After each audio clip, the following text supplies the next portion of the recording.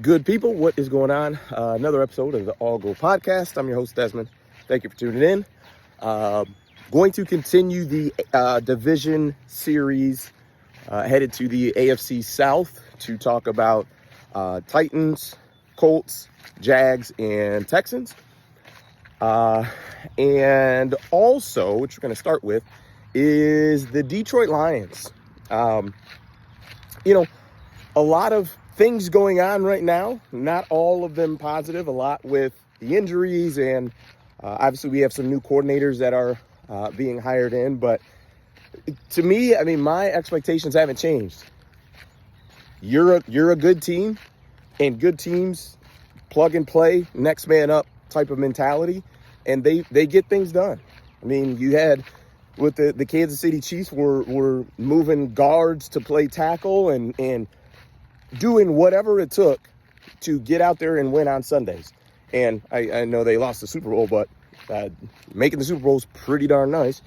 But for the Lions, we've got to plug and play, move on. This is training camp, so this is the best time if you are going to sign someone.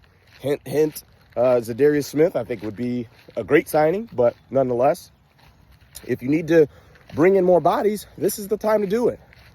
I think the Lions have done a great job of building up certain position groups and depth there. I think at corner, it's probably the best we've ever been. Last year, I think you could maybe compare it, but I think we're a little better just because we know more about Amik Robertson than we did at this time last year. We saw him play probably the game of his career against Justin Jefferson in the last week of the season against the Vikings. Terrion Arnold, right, you would imagine, takes another step. He was a rookie last year. Early on in the season, got a little handsy, which I'm fine with. And later on in the season, had some really solid stretches of football. So I feel great about him another year. And then DJ Reed, coming in from the Jets, played pretty well there. You can look at that as a Carlton Davis kind of swap. But, I feel great about that. Obviously, our safeties are terrific. We got Branch. We got Kirby. So there are just a lot of high-quality guys who can come in, contribute, play well. You hope Rick Straw can come back. O-line, we got some work to do. Decker's a little banged up right now, from what I understand. Got to replace Ragnow at center. So we've got some work to do, but for the coaches, this is why you get paid. For the GM, this is why you get paid, is to figure these things out. So I'm confident that the Lions will take care of business, and none of this has made me waver in any of my thought processes. The NFC North is the Detroit Lions to win. End of discussion. Figure it out. We got a terrific quarterback in Jared Goff. We've got offensive weapons galore. We've got more than enough to win the NFC North. We got more than enough, in my opinion, to win the NFC. And we've got more than enough to win the Super Bowl. I truly believe that. I may be crazy and biased because I'm a Lions fan, but that's how I feel about it. So let me know your thoughts. AFC South. So last season, I believe the Houston Texans won that division. And I don't think that's going to change. You could make an argument potentially for the Jags, but I think Trevor Lawrence is just too inconsistent for me to hang my hat on. And also, I just think CJ Stroud is a better quarterback than Trevor Lawrence is. I think most people would probably agree with that, and it'd be a difficult thing to combat. Is I think CJ Stroud is better in his 2-3 years of starting. He's won a playoff game in both years. He took over a team with the number 2 overall pick. So he's done some really good things. Really like the addition of Nick Chubb with the Texans. And I just think overall, I think they are a better team than the Jags. Now, with Jacksonville, if Brian Thomas Jr. can continue to ball out the way he has been, obviously you picked up Travis Hunter. there's potential there to do some things, but it really just comes down to Trevor Lawrence. Like, he's got to be more consistent. He's got to stop the turnovers. He's got to play better in order for them to win consistently. So I still think Houston Texans are going to win that division. I've got the Jags coming in at second.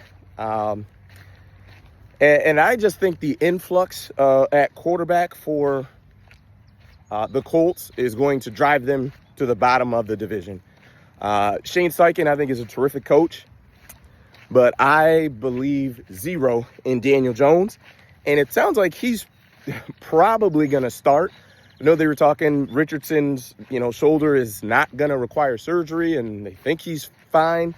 Like, the thing is the terminology in the report was they believe he's going to be fine, like fully recovered. I'm like, so he's not? And the fact that he's not is concerning to me. I just don't. I don't trust Anthony Richardson.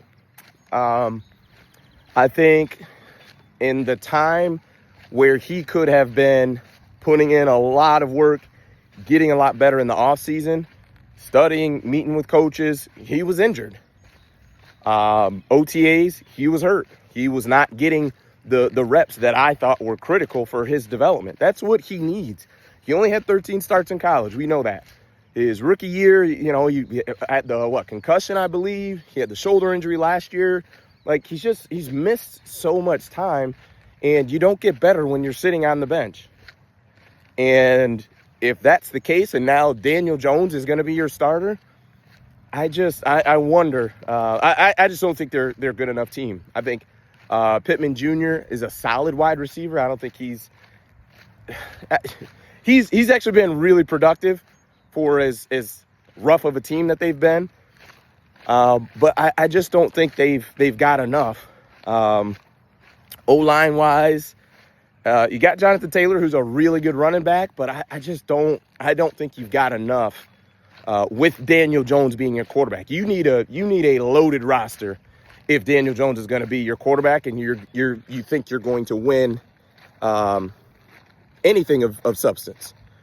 So I've got the Colts finishing last in the division, and I think the Tennessee Titans are going to be bad, but I also think the Colts are going to be really bad as well. But I could see the Titans just sneaking up on some people. I mean, last year they had a couple games where they had teams dead to rights, looking like they were going to win the game, and then Will Levis goes just full Will Levis mode. And I think there were, I know for sure, 2 games like that. Might have been 3, where he's just losing his mind as, Will Levis. I'm not sure what people were expecting there, but just absolutely losing his mind and throwing awful interceptions, fumbling the ball, giving up scoop and score, like just handing the other team points, and in turn handing other teams the game. I mean, if Cam Ward just doesn't do that, I think the Titans will be third in that division. And I believe Cam Ward can do that. All the reports have been really solid on him. And oddly enough, he's been probably the least talked about number 1 draft pick quarterback that I can remember. It's really interesting. I wonder if that's a product more so of the Tennessee Titans, or if it's just today's media where just things are, they move so fast, right? Our 24-hour news cycle. So I'm not quite sure, but I think he can. I think he can not be Will Levis and, get the Titans 5 or 6 wins, something like that. But yeah, that's my take on the South. The NFC South is next, and I believe that's the last division. So almost done. Appreciate it. While you're here, go ahead and hit that subscribe button. About 60% of the people that watch my videos are not subscribers. So just go ahead and hit subscribe. Just would help the channel, help me grow a little bit. We'll greatly appreciate it. But that is it. Peace.